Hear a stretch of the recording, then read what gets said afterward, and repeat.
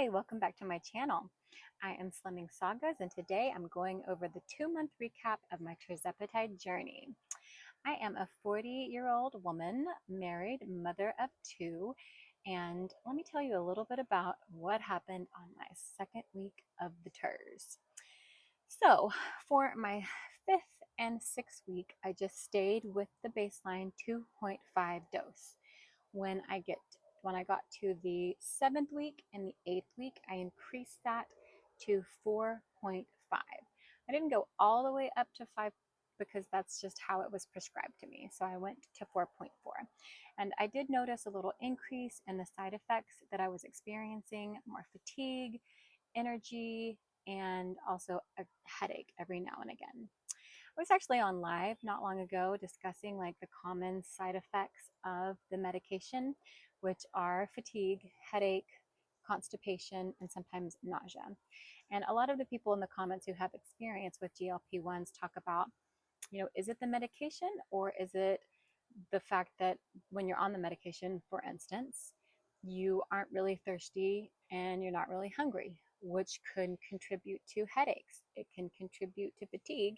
It can contribute to constipation because you're not eating the kind of fiber or the diet that you typically might to help yourself get moving.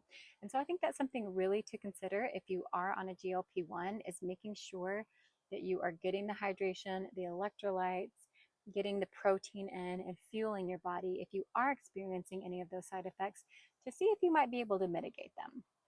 In the second month, I really experienced headaches and I really experienced fatigue. And I do think it was due to a lack of hydration, a lack of using electrolytes, and just not fueling my body. Because the medication, well, part of what it does is just completely suppress your hunger and your thirst. So you're not really thinking about it. It's like food is not even on the radar. And so if you're not really conscious of it, I think that contributes at least to my fatigue and then also to my headaches. I thought I was hydrating, but looking back, I think I'm not somebody who likes to drink a lot of water, especially first thing in the morning. It just doesn't feel very appetizing. And so really like making a point to drink the water and the electrolytes and get some protein in first thing in the morning, I think has helped so much with any headaches that I was experiencing and also any fatigue, especially when you're going up in those dosages, because at time for me, it feels like it really suppressed my thirst and my hunger. And so if I wasn't really conscious of it, it would just be something that slipped by through the day that I really just was not paying attention to. Something else I noticed was that feeling of satiety. It took a while to build up into my body to where I was feeling full really quickly.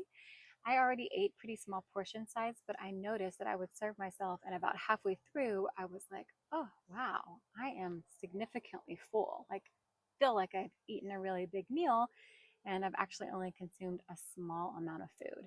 And for me, that took a while to kind of, I guess, build up into my body, and so that I was experiencing that satiety and that fullness off a smaller portion of food.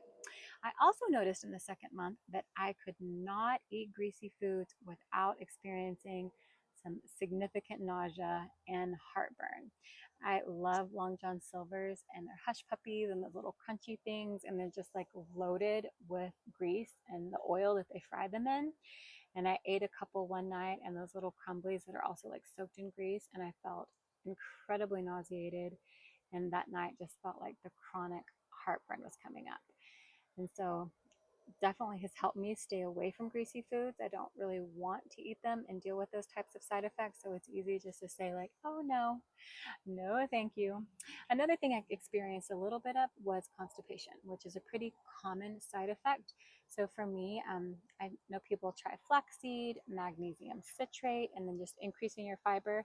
For me, that's what I did. I just tried to really be mindful of eating fiber-rich foods.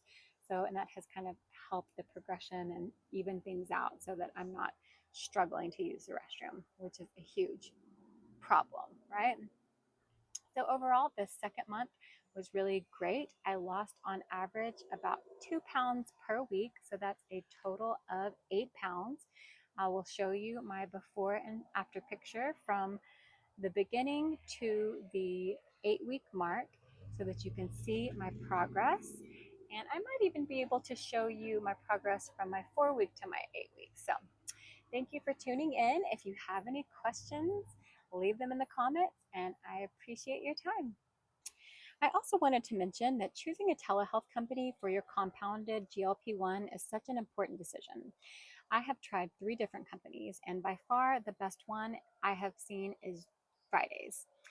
And there are so many reasons why. Number one, the pharmacies they use are regulated by the FDA, so you can trust that the medication is what it's supposed to be and that it's actually regulated.